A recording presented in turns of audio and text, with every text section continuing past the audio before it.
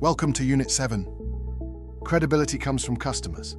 I'm Fraser, and I've spent the last decade helping space businesses scale from Series A into global markets. As a former CTO turned COO, I've learned that investors do not just fund technology, they fund proven market traction. When we raised our Series B, the first thing investors wanted to see was our customer traction slide. That chart told them everything about our credibility and market validation. In this unit, I'll show you how to build the customer evidence that transforms investor conversations from skepticism to serious interest and ultimately secures investment. Contracts are more persuasive than projections. Confirmed client logos on your website carry more weight than promises. And recurring revenue is always more attractive than one-off deals. Your market traction slide will often decide if you get a second meeting with an investor. And don't forget, whilst they do help demonstrate early market traction, don't treat grants as revenue. Demonstrate paying customers, show contract values and renewals, and highlight pilot conversions.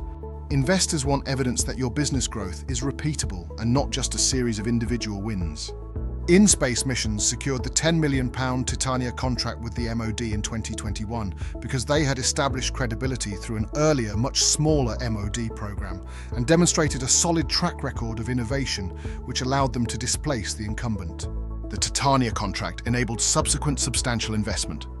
Make your narrative clear by showing pilots evolving into contracts, customers expanding their engagement, and lining up client reference calls that thoroughly validate your proposition. UK, MOD, ESA and NATO contracts provide credibility shortcuts in investor discussions. An ability to pre-qualify for and bid for public contracts signals institutional readiness and technical maturity.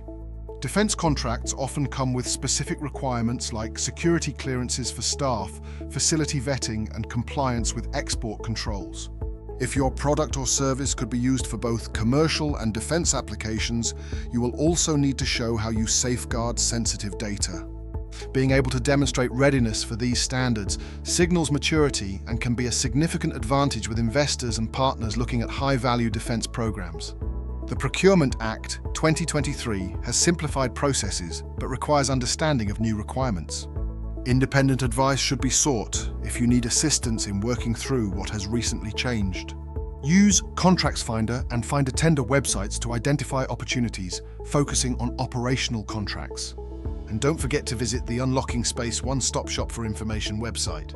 It's an online hub from the UK government developed to provide easy access to guidance, training and regulatory information for organisations working across the civil and defence space. Remember, UK companies won a record £844 million in ESA contracts in 2024, which shows the value of these government relationships. So map out procurement calendars for your target agencies and start building relationships with stakeholders ahead of time. International expansion brings new regulatory landscapes. Export controls, data residency, and varying partnership requirements must be understood before entering new markets. Do not overpromise on global traction without first proving you can deliver at home. Investors expect you to prove you can execute domestically before scaling internationally, but they also want you to consider the global market from day one, reflecting the international nature of the sector. A sound export strategy is about more than marketing and sales. It is about your ability to service and support international customers after you win them. Remember, dual-use technologies that could be used both commercially and in defence will attract extra scrutiny from regulators and investors.